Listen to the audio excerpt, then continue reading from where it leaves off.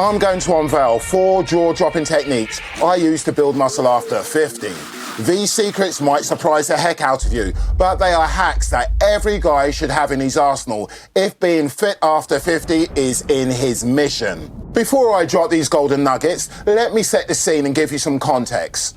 I'm a 53-year-old lifetime natural who's been smashing weights ever since I was 12. So it's fair to say that I've tried virtually every training protocol, intensity technique, workout split and exercise known to man. When turning 50, the one mistake I made was training like I did when I was 30 and in my 40s, with heavy weight and medium to high volume and frequency. And while it just left me a little fatigue, I was getting the occasional niggle and I certainly wasn't making the meaningful inroads I wanted. So here's how I fixed it. But first things first, understand that these 4 techniques go together. Miss one and you'll short circuit the whole process.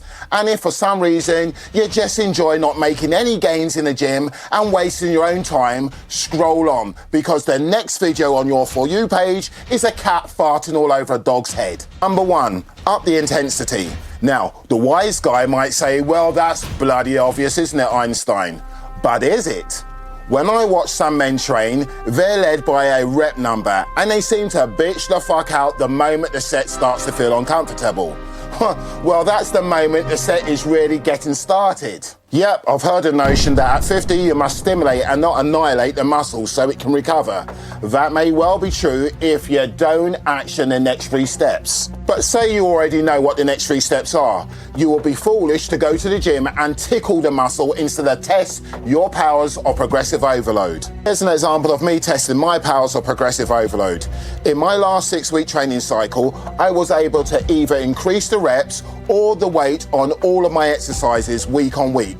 But none of that would have been possible without steps 2 to 4. Number 2, drop that volume. Have you ever tried a group of new exercises for a muscle group and for 3 to 4 days after training that muscle, it's sore to touch? But the next time you try the exercises, you don't get that same first time feel? With the way I train, I can get that same funked up feeling with just 1 set of the same 2 exercises every week for the duration of a training cycle. But as I said before, you need step 3 and 4 to make shit happen. Volume is on the other end of the scale to intensity. The more intensity you use, the less volume you need, especially if you are targeting muscle after 50. Number 3, lower that frequency. This will shock the pants right off of you, but I only train once every 4 days.